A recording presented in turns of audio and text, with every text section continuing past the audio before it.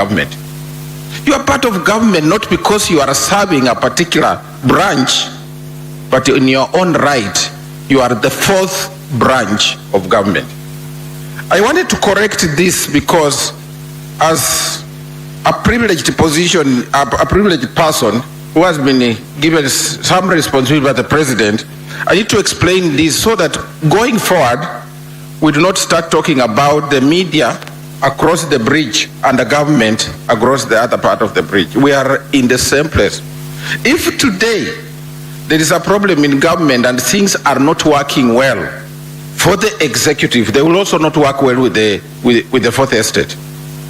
If the legislature is not doing a good job, you will also not operate. In fact, the laws under which the media operates on are crafted in parliament. You need parliament, parliament needs you.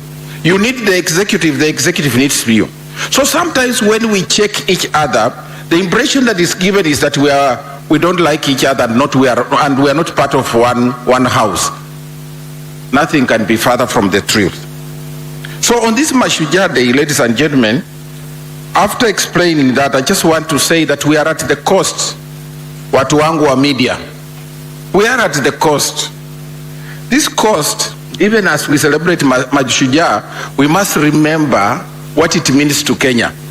My brother Tanui has talked about many things. 7 submarine cable landing sites to put us on the information superhighway.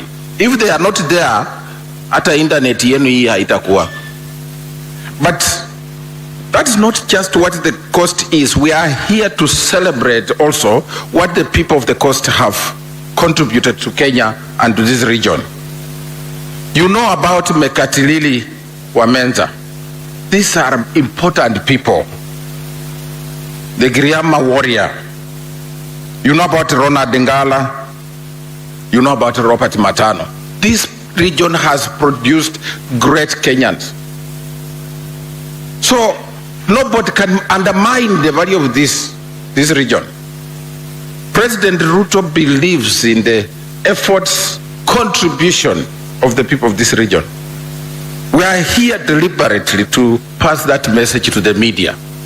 If for no other reason, but for what we believe in, please say positive things about our coastal region. It means everything to us in Kenya. This is the place where you have the great people that developed the spinal cord for Kiswahili. Muyaka bin Haji, for example. Muyaka bin Haji came from this, in fact, almost 15 kilometers from here, across Likoni. And through the contribution of Muyaka bin Haji, he's the first African to take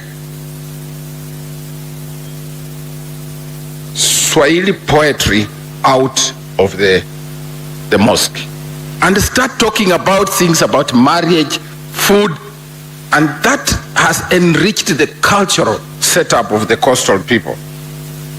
And you can mention the other ones like Abdullah, because this is 17th, 18th century Muyaka bin Haji, but you can talk about Taban Loliong, you can talk about Abdulatif Abdallah, Ustad Balo Nasir, Malenga Mvita.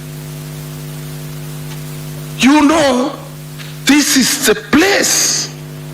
So we come here and we talk about the coast, but I want to ask you, the media, who is going to tell the coastal story? You must speak about the coastal story yourselves so that people can understand.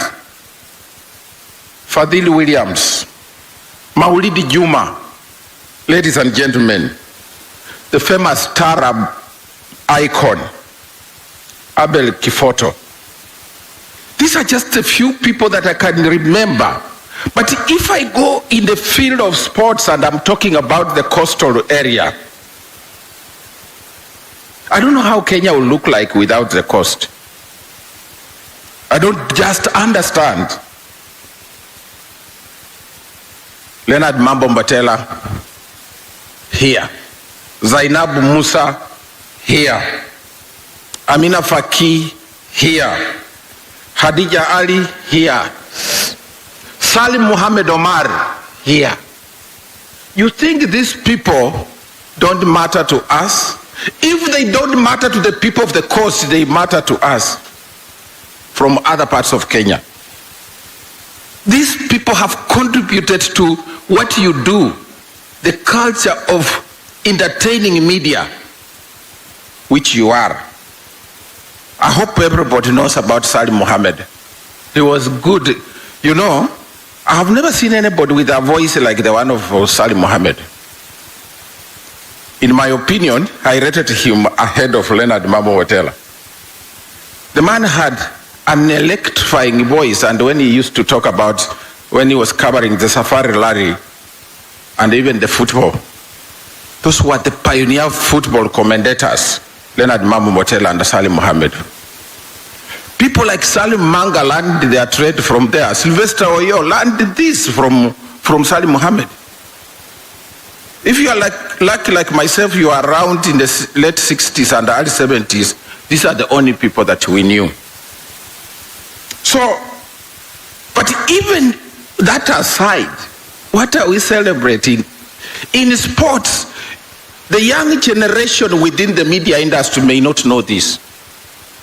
This place has produced some of the best goalkeepers. Probably the best goalkeepers in football have come from the coast. People talk about Mahmoud Abbas, but I thought Mohamed Magogo was better. Does anybody in this room remember Mohamed Magogo? He used to play for Kenya Breweries in the 70s. Ali Kajo was there earlier. Rick Solomon was there earlier. Kadir Farah was there earlier.